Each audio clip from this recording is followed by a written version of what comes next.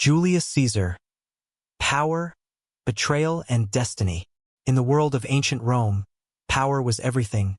Armies, politics, loyalty, and ambition shaped the destiny of an empire. And no figure symbolized this more than Julius Caesar.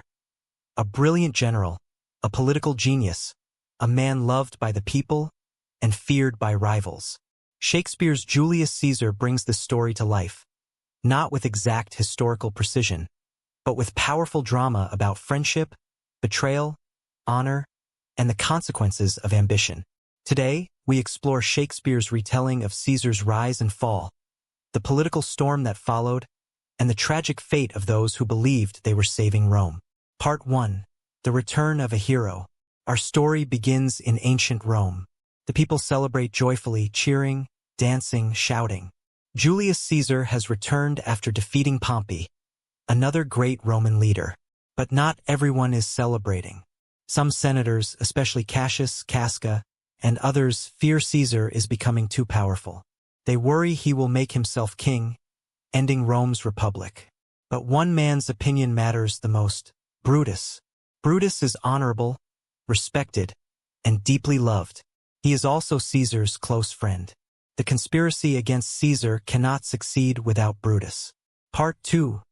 Cassius begins the plot. Cassius is clever, persuasive, and dangerous. He believes Caesar's growing power threatens the freedom of Rome. He approaches Brutus quietly. He speaks in careful, flattering words. "Brutus, why should Caesar rise above us?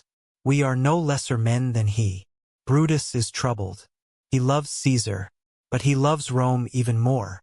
Cassius continues his manipulation. He plants false letters, pretending they come from Roman citizens, urging Brutus to save the Republic. He works day and night to pull Brutus into the conspiracy. Meanwhile, Caesar notices strange behavior around him. He worries, but he continues to act strong for the people. Part 3. The Omens and the Warning. Ancient Rome believed in signs and omens. Unusual things begin to happen. A lion walks through the streets. A lightning falls from a clear sky. Graves open. People see ghosts. Citizens whisper that something terrible is coming. A soothsayer, a fortune teller, warns Caesar, "Beware the Ides of March," meaning, beware of March 15th. Caesar laughs it off. He believes no one would dare harm him. But the warning is real. Part 4. Brutus's internal struggle. In his garden, Brutus walks alone at night. He cannot sleep. He feels torn between loyalty to his friend and duty to Rome. Brutus convinces himself, it is not that Caesar is a tyrant. It is that he might become one. He joins the conspiracy, not out of hatred, but out of fear for the future of the Republic. This moment is important. Brutus is not a villain. He is a good man making a terrible mistake based on suspicion, not proof. Cassius suggests they kill Antony too, Caesar's loyal friend, but Brutus refuses.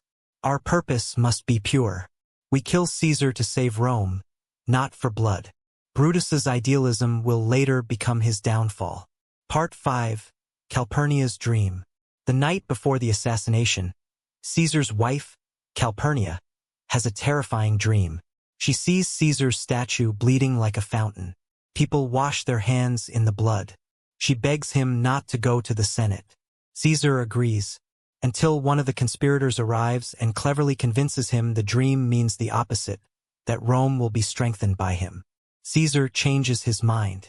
Despite warnings, despite omens, despite dreams, Caesar leaves for the Senate. Part 6. The Assassination. Caesar arrives at the Senate. The conspirators gather around him with false smiles. Metellus kneels before Caesar. He asks for mercy for his brother. The others close in, pretending to support the request. Suddenly, Casca strikes first. Caesar shouts, "Es-tu, Brute?" You too, Brutus? It is the ultimate expression of betrayal. The man he loved the most, the man he trusted, the man he believed incapable of treachery, has joined his killers. Caesar falls. He dies at the feet of Pompey's statue, a symbolic reminder of political rivalry. The conspirators declare freedom for Rome. But Rome does not celebrate. Rome trembles. Part 7. Antony's clever farewell. Mark Antony, Caesar's loyal friend, arrives. The conspirators fear him, but Antony surprises everyone. He shakes their bloody hands and hides his anger. He asks only one thing: to speak at Caesar's funeral. Brutus agrees, believing Antony is harmless. This will be their greatest mistake. At the funeral, Brutus speaks first. He explains he loved Caesar, but killed him for Rome. He is calm, logical, honorable. The crowd accepts his explanation. Then Antony steps forward. His speech becomes one of the most famous in all of literature. Friends, Romans, countrymen, lend me your ears. He does not attack Brutus directly. He praises him as an honorable man, again and again, until the words slowly become sarcastic. He shows Caesar's wounds. He describes Caesar's kindness. He reveals Caesar refused the crown 3 times.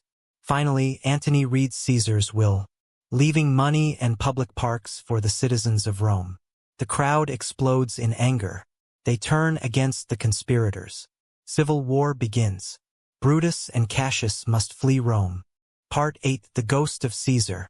Brutus and Cassius raise armies against Antony and Octavius, Caesar's adopted son. But trouble grows between them. Cassius becomes jealous and emotional. Brutus becomes cold and logical. One night, Brutus sees something terrifying: the ghost of Caesar. The ghost whispers, "I will meet you at Philippi." Brutus takes this as a sign that his fate and Rome's is sealed. Part 9. The Final Battles. The armies meet at the field of Philippi. The battle begins. Brutus and Cassius fight bravely, but misunderstandings lead to disaster. Cassius believes his side has lost. In despair, he asks his servant to kill him. When Brutus discovers Cassius is dead, he is devastated. But he continues the fight. The second battle breaks out. Brutus's army is defeated. Knowing the end has come, Brutus chooses to die by his own sword rather than be captured. His final words honor Caesar. "Caesar, now be still. I did not kill you half so willingly." Brutus dies, a tragic hero, not a villain. Part 10. The Aftermath. Antony finds Brutus's body. He does not celebrate his death. He calls Brutus the noblest Roman of them all. Why? Because Brutus acted not out of jealousy, hatred, or ambition, but out of a misguided belief that he was saving Rome. Meanwhile, Octavius and Antony return to Rome, beginning the rise of the Roman Empire. Caesar's death, meant to protect freedom, leads instead to greater dictatorship.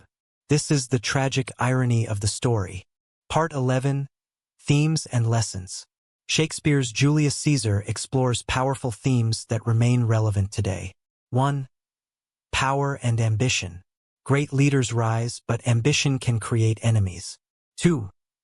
Persuasion and manipulation. Cassius persuades Brutus, and Antony persuades the people.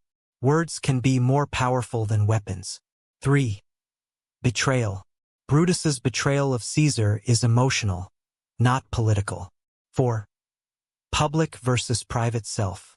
Caesar the hero and Caesar the man are not the same. 5. Fate versus free will. Omens and warnings appear throughout the story, but characters choose their paths anyway. 6. Misjudgment. Brutus misjudges Antony, the Roman people, and Caesar himself. One mistake leads to the fall of the Republic. These lessons make Julius Caesar timeless. Closing. This is the story of Julius Caesar, a story of power and fear, friendship and betrayal, ambition and regret. A story that reminds us how fragile political systems can be, and how one decision can change the course of history. Thank you for joining this journey through Shakespeare's powerful tragedy. May the story of Caesar, Brutus, and Antony continue to teach, inspire, and warn generations to come. Hi everyone, I am your white fairy friend. If you enjoyed this video, please like, comment, subscribe, and share it with your friends.